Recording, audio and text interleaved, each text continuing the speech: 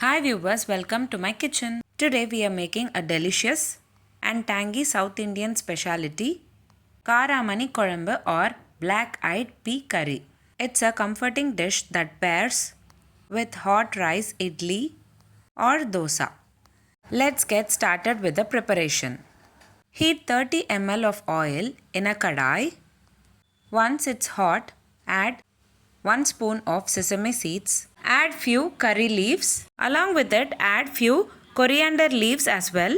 Add 10 to 12 garlic cloves.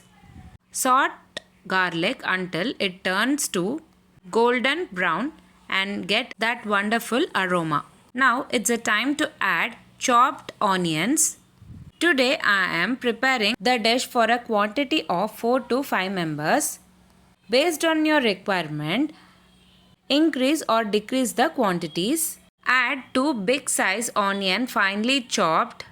Saute until the onions turn into golden brown color. Once the onion turns to golden brown color, it's a time to add tomatoes. I have taken 3 medium size tomatoes finely chopped and added into the sauteed onions. Cook until they are mushy and oil start to float on the top. For this Kuzhambu, along with Karamani, you can add brinjal, drumstick, chow chow, radish. But today in this video, I am going to add only brinjal along with Karamani. I have taken 3 to 4 medium sized brinjal. Cut them roughly and added into the sauteed mixture. Give a nice stir and saute for about 3 to 4 minutes and later add 1 spoon of salt. Later add 3 spoons of sambar powder, that is approximately 15 grams of sambar powder, and saute for around 1 minute and add required water. I am adding 500 ml of water for the quantities I have taken today. To prepare this Kuzhambu, mix well and let it simmer for around 10 minutes. Let the Kuzhambu cook on low flame. Bring the mixture to a boil. Add the cooked black-eyed pea, that is Karamani, to the mixture. I have soaked Karamani, that is black-eyed pea, for about 8 hours. You can also soak the Karamani for overnight and later you can cook it with 3 whistles and later you can add it in the Kuzhambu. I have taken 1 cup of soaked and boiled Karamani.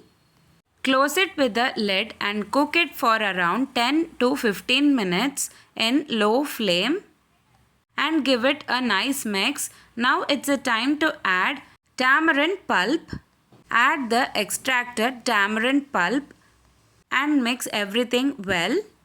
Let it boil for about 5 minutes to ensure the raw smell of the tamarind disappears. Finally, add half spoon of asafoetida and 1 spoon of jaggery powder and mix everything well. Cook for about 1 minute until it thickens to your desired consistency and the oil start to separate at its edges. And there you have it.